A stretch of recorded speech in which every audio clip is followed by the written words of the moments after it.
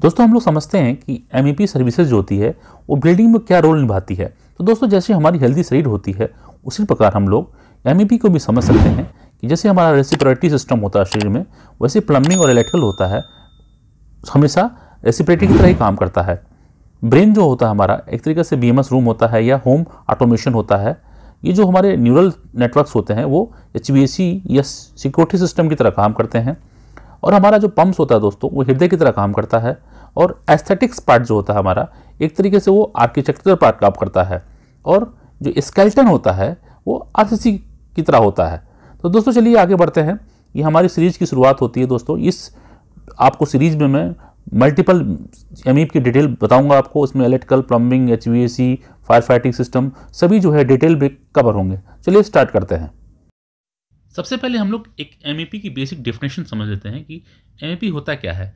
दोस्तों एमईपी जो होता है वो mechanical, electrical, public health engineering होता है, जो कि एक बड़ा ही इंपॉर्टेंट रोल बिल्डिंग इंडस्ट्री में करता है।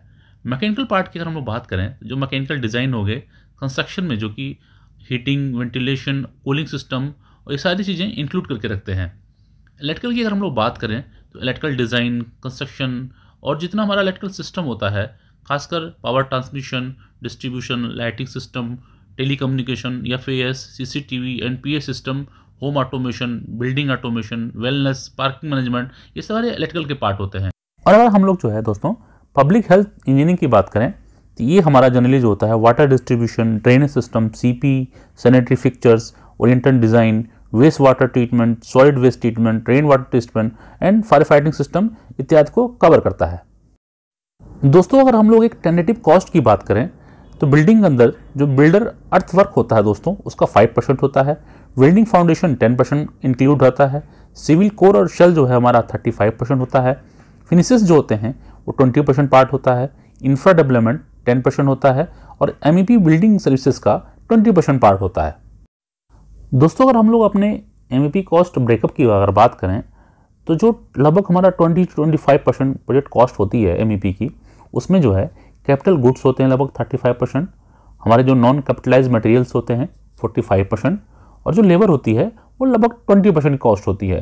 दोस्तों ये हमारी टेंटेटिव कॉस्ट होती है जिसको हमें बहुत ही जाना जरूरी होता है। अगर हम लोग एमईपी में एंटर कर चुके हैं तो हमें हमेशा ख्याल रखना चाहिए कि कॉस्ट भी कितनी आ रही है एमईपी की। दोस्तों अगर हम लोग जनरली जो है कोड्स और स्टैंडर्ड की बात करें जो कि फॉलो होता है एमईपी के अंदर, तो उसमें होता है सबसे पहले नेशनल बिल्डिंग कोड यानी कि एनबीसी, नेशनल इलेक्ट्रिक कोड यानी कि NEC, bureau of Indian standard यानी कि BIS, chief electrical inspector to government CEIG and other local statutory requirement. अगला जो होता है दोस्तों स्टेट पावर सप्लाई कंपनीज जो भी हैं और भी जो अदर महत्वपूर्ण होते हैं वो होते हैं आईईसी, आईएस और बीएस। दोस्तों स्टेट वाइज स्टेट डिफरेंट हमारा गाइडलाइन होता है इलेक्ट्रिसिटी बोर्ड का। जैसे हम लोग अगर दिल्ली की बात करें तो up to 10 kVA single phase 230 volt होते हैं, up to 100 kVA 3 phase 415 volt होता है, from 101 kVA to 4000 kVA 11 kV होता है और एबव 4000 kVA 33 kV का डिस्ट्रीब्यूशन होता है। अगर आप लोग महाराष्ट्र की बात करें तो अप टू 7.5 किलोवाट तक सिंगल फेज 230 वोल्ट होता है, अप टू 100 kVA तक 3 फेज 415 वोल्ट होता है, अप टू 187 kVA तक 3 फेज 415 वोल्ट होता है म्यूनसिपल एरियाज़ में, अप टू 600 kVA तक 3 फेज 415 वोल्ट होता है, above 180 kVA but up to 1500 kVA 11 kV या 22 kV होता है, above 1500 kVA but up to 300 kVA 22 या 33 kV होता है, above 3000 kVA but up to 5000 kVA 33 kV होता है एंड एबव 5000 kVA ये हमारा 63 या 110 होता है, यानी कि EHV एक्स्ट्रा हाई वोल्टेज में आ जाता है। फिर ये दोस्तों कुछ चीज़ें इंपॉर्टेंट होती हैं जो कि हमेशा हमें ध्यान रखना चाहिए, जैसे कि हमारा जो किलोवाट या केवीए का जो लोड है उसको कंसल्टेंट से कैलकुलेशन चेक लेना चाहिए, एसटी और एलटी डिस्ट्रीब्यूशन की क्या स्कीम है, नंबर ऑफ ट्रांसफार्मर हमेशा देख लेना चाहिए जितना अप्रूव हुआ अथॉरिटी से, वोल्टेज लेवल चेक लेना चाहिए, रिंग मेन यूनिट में हमेशा ध्यान रखना चाहिए कि उसमें 2 सोर्स होने चाहिए जिससे कि एक रिडंडेंसी में काम कर जाए, टाइप्स ऑफ जो ट्रांसफार्मर होंगे ऑयल ड्राई टाइम होंगे वो चेक लेना चाहिए, number of single phase 3 phase और कॉमन एरिया एनर्जी मीटर्स देख लेना चाहिए, NOCs from all municipal authorities जैसे कि panchayat, PWD, highways, municipal water, drainage department, gas इत्यादि से देख लेना चाहिए। PWD या CEIG अप्रूवल्स और साइड विजिट हमेशा स्टेज पे ध्यान रखना चाहिए। और जितनी भी चीज़ें और होती हैं मीटर से रिलेटेड या वेंडर से रिलेटेड, उसको पहले से ध्यान रखना चाहिए। दोस्तों अगर हम लोग इंट्रोडक्शन की बात करें, यानी कि इलेक्ट्रिसिटी जनरेशन, ट्रांसमिशन और डिस्ट्रीब्यूशन की, तो बड़ा सिंपल सा सिस्टम होता है। पावर सिस्टम से पहले प्राइमरी ट्रांसमिशन के थ्रू जो है आगे सप्लाई जाती है, पावर सिस्टम पे जनरेट होती है, फिर प्राइमरी ट्रांसमिशन में जाती है, सेकेंडरी ट्रांसमिशन में जाती है, वहाँ से दोस्तों प्राइमरी डिस्ट्रीब्यूशन और सेकेंडरी डिस्ट्रीब्यूशन यानी कि कंज्यूमर के घर तक पहुँचती है।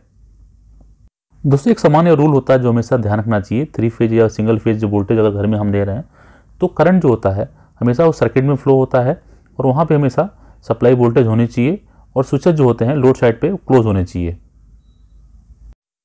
दोस्तों कुछ पावर सैंक्शन होते हैं जो अथॉरिटी से अप्रूवल होने चाहिए, जैसे कि हमारा लोड कैलकुलेशन शीट होनी चाहिए जो कि पावर सप्लाई रूल्स या रेगुलेशन के हिसाब से होनी चाहिए, STLT डिस्ट्रीब्यूशन नेटवर्क का SLD होना चाहिए, approved layout plan and propose layout plan जो कि सबमिट किया है हमने अप्रूवल के लिए, प्लॉट के लिए प्रॉपर्टी डेवलपमेंट एग्रीमेंट ये सब होना चाहिए, मेमोरेंडम ऑफ आर्टिकल होना चाहिए, प्रोजेक्ट हेड प्रोजेक्ट प्रोपराइटर का फोटो होना चाहिए, बोर्ड रिलेशन या साइनिंग अथॉरिटी की डिटेल होनी चाहिए। तो कुछ बेसिक टर्मिनोलॉजीज होती हैं, जैसे कि हमारा डिमांड लोड क्या होता है। होता क्या है, जो हमारा मैक्सिमम इलेक्ट्रिसिटी सप्लाई के लिए एक रिकॉर्डेड मैग्नीट्यूड होता है वो किलोवाट या KVA में होता है, और जो उसका टाइम स्लॉट 15 से 30 मिनट के लिए होता है उसको हम लोग डिमांड लोड कैलकुलेट करते हैं। कनेक्टेड लोड की अगर हम बात करें तो ये जितना भी हमारा टोटल लोड लगना है उसका समेशन होता है। डाइवर्सिटी फैक्टर की बात करें तो जितना हमारा डिमांड लोड और कनेक्टेड लोड का रेशियो होता है वो डाइवर्सिटी फैक्टर होता है। पावर फैक्टर की अगर हम लोग बात करें दोस्तों तो ये सिंपली जो है वोल्टेज और करंट के बीच के कोजाइल अंकल होता है, जिसका देखना चाहिए हमें। अगला दोस्तों हमारा लोड शेडिंग होता है। लोड शेडिंग जो होता है ये इंपॉर्टेंट टर्म होता है जो कि यूज़ होता है सिस्टम के लोड को रिड्यूस करने के लिए। लोड सेटिंग जो कर सकते हैं हम लोग वो वोल्टेज रिडक्शन से कर सकते हैं, फ्रीक्वेंसी रिडक्शन से कर सकते हैं, स्विचिंग ऑफ द लोड्स इससे हम लोग कर सकते हैं। जो हमारे रेजिडेंशियल और कमर्शियल कस्टमर होते हैं वो सिंपली क्या करते हैं, स्विचिंग ऑफ लोड से मेंटेन कर लेते हैं इसको। दोस्तों अभी की ढेर सारी वीडियोज़ आने वाली हैं, इसलिए इस चैनल को आप लाइक करें, शेयर करें, सब्सक्राइब करें, और नेक्स्ट वीडियो आने के लिए इसको आप जो है बेल आइकन का बटन दबाना बिल्कुल ना भूलें, क्योंकि हमारी ये पहली वीडियो है दोस्तों, और अभी ऐसी मल्टीपल और इम्पॉर्टेंट वीडियो आएंगी जो कि डिटेल में रहेंगी, और वैसे फैक्ट आपको कहीं पे भी नहीं मिल सकते हैं, और इसको देखने या सुनने के बाद आपके फैक्ट्स MEP के लिए बिल्कुल ही क्लियर हो जाएंगे।